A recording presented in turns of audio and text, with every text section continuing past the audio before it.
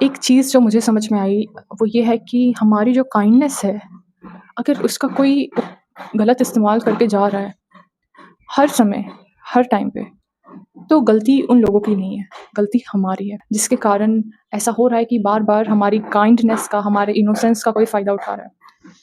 या वो इंसान उस चीज़ का एडवांटेज ले रहा है, जानते-बूझते हुए भी। एंड इस चीज़ में हमारी ये गलती है कि सबसे पहले तो हमें लगता है कि काइंडनेस का ये मतलब होता है कि सामने वाला कितना भी बुरा हो या कैसा भी हो, हमें हमेशा काइंड ही रहना है। और काइंडनेस का ये मतलब है कि आपको हमेशा सहन करना है, आपको कभी भी कोई भी कॉन्फ्लिक्ट का कारण नहीं बनना, आपको कभी भी किसी के झगड़े का, किसी के हर्ट होने का रीज़न नहीं बनना, आपको किसी के मूड स्विंग का या फिर मूड खराब होने का कारण नहीं बनना, आपको किसी के भी बुक्स में नेगेटिव नहीं बनना। सो ये जो गलत डेफ़िनेशन है काइंडनेस की, इसके कारण आप जो इंसान काइंड होता है ना, उसको काइंड नहीं, उसको फूल देखा जाता है। उसको लोग समझते हैं कि ये बेवकूफ़ है, स्टूपिड है। इसके पीछे का कारण ये है कि काइंडनेस का ये मतलब नहीं होता कि हम हमारी बाउंड्रीज़ को इतना वीक रखें कि कोई भी इंसान उसको लांघ के अंदर आ जाए, हमारी इंसल्ट कर दे, हमें हर्ट करे और वो चला जाए। और कभी भी उसका मन करे वो आए, अपना गुस्सा हम पे निकाले और फिर वो चला जाए। काइंडनेस का ये मतलब नहीं होता कि हम किसी को भी हमारी इंसल्ट करने दें, हमारा यूज़ करने दें। क्योंकि मैंने देखा है जो बहुत काइंड लोग होते हैं विदाउट बाउंड्रीज़, वो क्या करते हैं उन्हें सब दिख रहा है कि सामने वाला आपका यूज़ करे जा रहा है, financially, emotionally, whatever it is and you are letting it do. तुम उसको करने दे रहे हो। क्यों? क्योंकि तुम्हें लग रहा है कि तुम तो बहुत काइंड हो और तुम्हारे अंदर बहुत काइंडनेस भरी हुई है, तुम्हारे अंदर बहुत हेल्पिंग नेचर भरा हुआ है, तो तुम उस चीज़ को पोर करना चाहते हो सब में, तुम उसको देना चाहते हो सबको। पर होता क्या है ना कि काइंड लोग भी इंसान हैं, जो खास करके एम्पैथी जिनमें ज़्यादा होती है, बहुत ज़्यादा एम्पैथेटिक होते हैं वो लोग। सामने वाले के दुःख को देखने के बजाय फ़ील करने लगते हैं और उनके दुःख को अपने साथ ही कैरी करते हैं। इतने सेंसिटिव हो जाते हैं, इतने ज़्यादा रिस्पॉन्सिबल होते हैं दूसरों के दुःख के लिए, उन्हें लगता है कि वो उनकी प्रॉब्लम है, कि अगर ये इंसान तकलीफ़ में है तो ये मेरी ज़िम्मेदारी है, मुझे इस चीज़ को सॉल्व करना है क्योंकि अब ये उसकी प्रॉब्लम नहीं, अब ये मेरी प्रॉब्लम बन चुकी है। कभी-कभी तो ये होता है कि एक एम्पैथेटिक इंसान, एक काइंड इंसान ये सोचने लगता है, ये सवाल करने लगता है कि मुझे कभी तो सुकून मिलेगा लाइफ़ में या नहीं? क्योंकि अगर उसकी खुद की लाइफ़ सही चल रही है और उसके आस-पास वालों की लाइफ़ सही नहीं चल रही है, तो उस चीज़ को भी वो खुद ही कैरी करता है और अगेन वो प्रॉब्लम फ़ील करता है। आपकी लाइफ़ में जो प्रॉब्लम चल रही है उसको भी आप ही झेल रहे हो और दूसरों की लाइफ़ में जो प्रॉब्लम चल रही है उसको भी आप झेल रहे हो। तो आप डबल-डबल बर्डन कैरी कर रहे हो प्रॉब्लम्स का। एंड सबसे उसके ऊपर और कि जिनकी आप मदद कर रहे हो, कभी-कभी वो आपका और उल्टा यूज़ करके जा रहे हैं। तो वो डिसअपॉइंटमेंट, एक बिट्रेयल, एक चीटिंग, इनको भी झेल रहा है एक एम्पैथेटिक और एक काइंड इंसान। तो आपको क्या लगता है कि कौन-सा भगवान है जो खुश होगा ये सब देख के?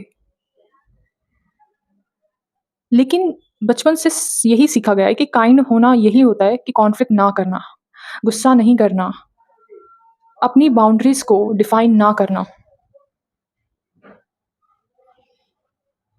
एंड दैट इज़ व्हाई एक काइंड इंसान, एक एम्पैथेटिक पर्सन कभी-कभार वो लीडरशिप क्वालिटीज़ को अच्छे से नहीं निभा पाता। क्योंकि लीडरशिप के लिए आपको एक स्ट्रिक्टनेस होनी चाहिए, एक असर्टिवनेस होनी चाहिए, लेकिन एक काइंड और एम्पैथेटिक इंसान में वो असर्टिवनेस आती ही नहीं है। वो पैसिव रह जाते हैं। वो किसी को ना बोलना चाहते हैं, पर वो ना नहीं बोल पा रहे। उनको लगेगा कि शायद मैं इसका दिल दुखा दूँगा, शायद मैं इसको हर्ट कर दूँगा या शायद मैं बुरा बन जाऊँगा, शायद मैं बुरा दिखने लगूँगा। पर अंदर ही अंदर आपको एक झिझक होती है, आपको झिझक होती है, आप चाहते हो मुझे ये काम नहीं करना, मुझे इसको ना बोलना है, लेकिन इन सब के बावजूद भी आप कभी ना नहीं बोलते हो और आप पैसिवली उस चीज़ को अंदर ही अंदर फ़ील करते हो, पर बाहर से आप वो सब काम करते हो, जो आप नहीं करना चाहते हो। ताकि आप किसी को हर्ट ना कर दो, ताकि आप किसी की बुक्स में बैड ह्यूमन बीइंग ना दिखो। लेकिन आप कभी नहीं सोचते कि मैं लोगों के लिए इतना सोच रहा हूँ, तो लोग मेरे लिए इतना क्यों नहीं सोच रहे? क्यों ऐसा होता है कि आप जिनकी मदद कर रहे हो, कभी-कभी वो आपके आके आपकी उसी चीज़ का फ़ायदा उठाते हैं। फिर ये होता है कि वो जब आके आपसे माफ़ी माँगते हैं, तो आप उन्हें माफ़ भी कर देते हो। आप सब कुछ भुला देते हो।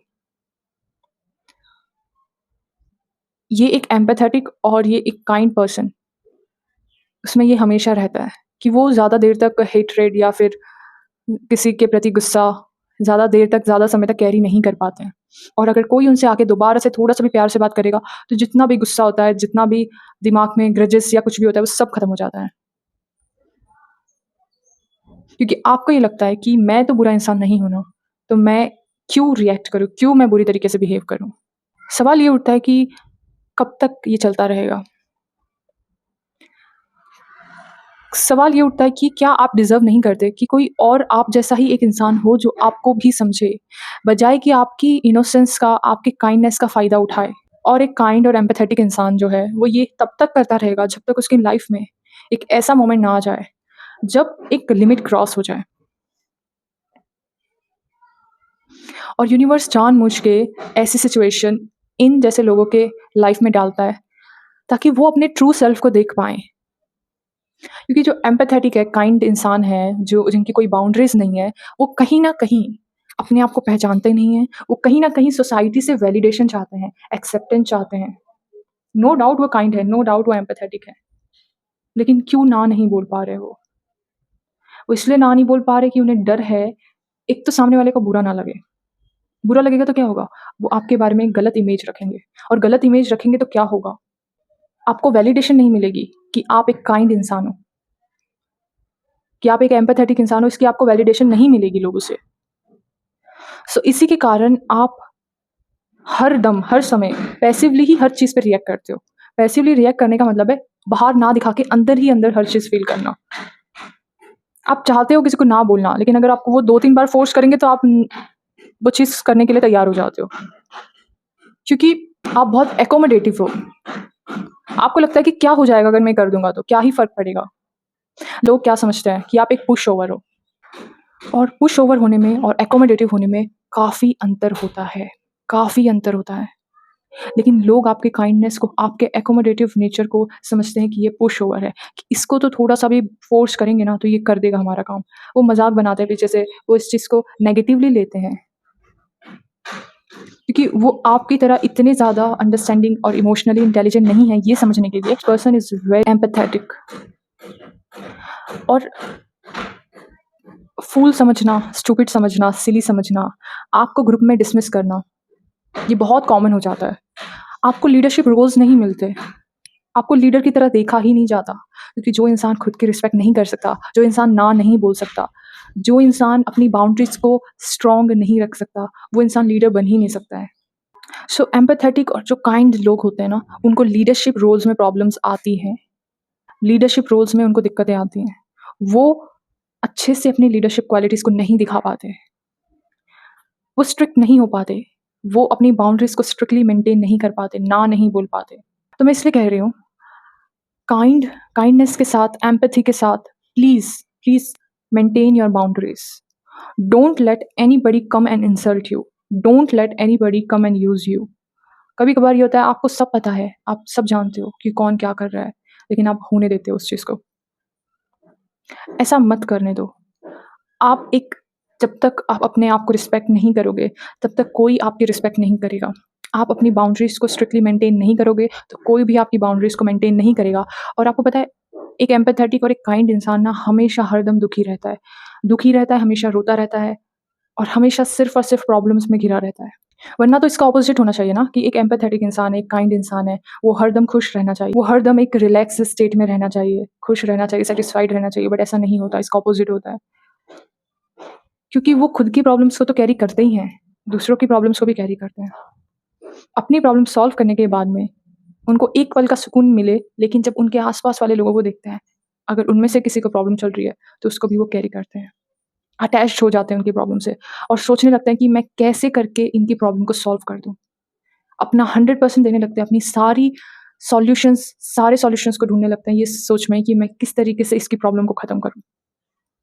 ये रियलाइज़ेशन करना बहुत ज़रूरी है कि हर किसी की अपनी एक जर्नी होती है और हर किसी की जर्नी उनकी लाइफ़ में जो भी प्रॉब्लम्स लाती हैं, वो उनकी लर्निंग और उनके लेसन्स के लिए लाती हैं। अगर कोई और इंसान इनकी लर्निंग्स और लेसन्स में इंटरफेयर करेगा, तो दिक्कत उन्हीं को आएगी। इन इंसानों की आप मदद करना चाहते हो, प्रॉब्लम्स एक्चुअली उन्हीं को आने लगेंगी। क्योंकि वो जितनी लेट करेंगे अपने लेसन्स और अपनी लर्निंग्स को सीखने में, उतनी ही लेट उनको उनकी ब्लेसिंग्स मिलेगी। और एक एम्पैथेटिक और एक काइंड इंसान को ये समझने की ज़रूरत है कि वो हर प्रॉब्लम को सॉल्व नहीं कर सकते और उन्हें हर प्रॉब्लम सॉल्व करने की कोशिश नहीं करनी चाहिए। उन्हें लेट गो करना सीखना ही होगा। उन्हें दूसरों की प्रॉब्लम्स को इग्नोर करना सीखना ही होगा। जब तक आपके पास आके कोई आपसे सलाह या हेल्प ना माँगे, तब तक आपको सामने से जा के ज़बरदस्ती हेल्प करना, सजेशंस देना, ज्ञान देना छोड़ना ही होगा। क्योंकि आई नो कि एम्पैथेटिक और काइंड इंसान ऐसे ही होते हैं। उन्हें लगता है कि वो सामने से पूछने नहीं आ रहे, इसका ये मतलब है कि वो जानते ही नहीं कि उन्हें हेल्प की ज़रूरत है। वो इतने ज़्यादा डीप लेवल तक एम्पैथेटिक होते हैं कि वो उनके रूट कॉज़ को समझ जाते हैं। वो लोगों के सरफेस लेवल को नहीं देखते, वो लोगों के डीप रूट्स को देखते हैं, उनके चाइल्डहुड ट्रॉमास को देखते हैं। एंड चाहे फिर उनके सामने कितने से कितना बुरा इंसान क्यों ना आ जाए, उनका कितने से कितना बुरा क्यों ना कर दे, लेकिन वो उस बुरे इंसान में भी उस एक बच्चे को देख पाएँगे जिसने बहुत ट्रॉमा झेला है। And I am telling you कि कोई भी भगवान या कोई भी यूनिवर्स इस तरीके से एक एम्पैथेटिक और एक काइंड इंसान को प्रॉब्लम्स में देखना बिल्कुल पसंद नहीं करता है। Kindness doesn't mean you are a weak person. Because society के लिए आप एक वीक पर्सन हो क्योंकि आप ना नहीं बोल पाते हो, आप अपनी बाउंड्रीज़ को मेंटेन नहीं कर पाते हो। बट एक काइंड इंसान, एक एम्पैथेटिक इंसान की खुद की बाउंड्रीज़ भी हो सकती हैं। एक स्ट्रिक्टली ना बोलने की आदत भी उनको हो सकती है असर्टिवली, कि उनको जो काम नहीं करना, सो वो ना बोल सकते हैं। अगर उस चीज़ के कारण लोगों को बुरा लग रहा है, तो इसमें आपकी कोई गलती नहीं है। ये चीज़ समझनी होगी एम्पैथेटिक और काइंड इंसानों को, वरना वो हमेशा दुखी रहेंगे, वो कभी भी खुश नहीं हो पाएँगे। हमेशा वो एक समय ढूँढेंगे कि बस उन्हें थोड़ा सुकून मिले। कभी तो वो ना रोएँ। रास्ते में किसी भी इंसान को देख के, एक वल्नरेबल इंसान को देख के रोना आ जाना, सोशल मीडिया पे कोई भी इमोशनल रील्स को देख के रोना आ जाना, किसी इंसान के बारे में सोच के रोना आ जाना एंड हर समय रोना लोगों के लिए, उनकी वल्नरेबिलिटी के लिए, उनकी प्रॉब्लम्स के लिए और ये सोचना कि काश मैं कुछ कर सकती या कर सकता इनके लिए। लेकिन आपको ये रियलाइज़ेशन की बहुत ज़रूरत है कि कभी-कभी कुछ ना करना भी एक सॉल्यूशन होता है।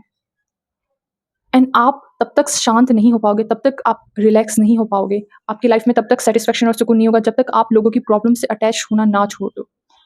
आप ये सोचना ना छोड़ दो कि मैं हर किसी की प्रॉब्लम्स को सॉल्व नहीं कर सकता हूँ या नहीं कर सकती हूँ।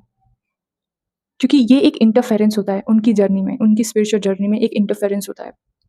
आप अपने आप से इमेजिन कीजिए, जो प्रॉब्लम्स आपने खुद ने झेली थी, अगर उस प्रॉब्लम के बीच में कोई अड़चन आ जाती या कोई इंटरफेयर कर देता, तो क्या आप उस लेसन्स को सीख पाते जिसने आज आपको जो है वो बनाया है? क्या आज आप इतने स्ट्रॉन्ग हो पाते? क्या आज आप इतने एम्पैथेटिक हो पाते? एंड बहुत ज़्यादा इम्पोर्टेंट चीज़ है, आप सामने वाले को अपने ऊपर डिपेंड कर रहे हो। आप सामने वाले को मौका ही नहीं दे रहे हो कि वो खुद अपने आप को ढूँढ पाए कि वो कितने स्ट्रॉन्ग है कि वो अपनी प्रॉब्लम्स को खुद ही सॉल्व कर सकते हैं। जैसे आप अपनी प्रॉब्लम्स को खुद ही सॉल्व कर लेते हो, वैसे उनको भी मौका मिलना चाहिए ये चीज़ ढूँढने का कि वो भी अपनी प्रॉब्लम्स को खुद ही सॉल्व कर सकते हैं। हमें इन चीज़ों के बारे में सीखना चाहिए कि अपनी बाउंड्रीज़ को किस तरीके से मेंटेन करें, किस तरीके से लोगों की प्रॉब्लम को अपनी प्रॉब्लम ना समझें और उनकी जर्नी में इंटरफेरेंस ना दें। Stop wasting your energy, start retaining your energy because that is very important for an empathetic and kind human being. Very important because उनकी एनर्जी ही उनके हेल्प आएगी। क्योंकि आप जितने एम्पैथेटिक हो और आप जितने काइंड हो, आपके आसपास आपको उतने लेवल तक के काइंड और एम्पैथेटिक लोग नहीं होंगे। क्योंकि हमेशा एम्पैथेटिक इंसानों के पास वही लोग अट्रैक्ट होते हैं जो वुंडेड होते हैं, जिनको हीलिंग की ज़रूरत होती है। एंड एम्पैथेटिक इंसानों में ना बहुत ज़्यादा हीलिंग एनर्जी होती है। लेकिन एट द एंड ये होता है कि कभी-कभार एक एम्पैथेटिक इंसान भी सोचता है कि मुझे भी रेस्ट करना है। मैं भी चाहता हूँ कि कोई मुझे उसी तरीके से समझे जैसे मैं लोगों को समझता हूँ, बट ये कभी हो नहीं पाता है। क्योंकि आपने अपनी बाउंड्रीज़ को इतना हल्का किया हुआ है। आपने अपने आप को एक वो इंसान बनाया जो सिर्फ़ और सिर्फ़ देना ही चाहता है, कभी रिसीव नहीं करना चाहता। आप कभी रिसीव करने का बारे में सोचते ही नहीं हो। आपके जो कुछ पैटर्न्स हैं, आप उनको नहीं देख पाते हो कि मेरे ये जो पैटर्न्स हैं मुझे इनको सॉल्व करना ही होगा, इनको मुझे रिज़ॉल्व करना ही होगा, अदरवाइज़ मैं इन्हीं लोगों को अट्रैक्ट करूँगा जो वुंडेड है, जिनको हीलिंग की ज़रूरत है। आप उन इंसानों को नहीं अट्रैक्ट करोगे जो आपकी तरह एम्पैथेटिक है, जो आपको आपसे लेने नहीं आए, कभी-कभार आपको देने भी आए हैं। जो चीज़ आप दे रहे हो, एक अंडरस्टैंडिंग जो आप दे रहे हो, तो आपको भी लोग ऐसे मिलें जो आपको भी एक understanding they. So my empathetic and kind human being, I want to tell you, please reserve your energy. Please retain your energy.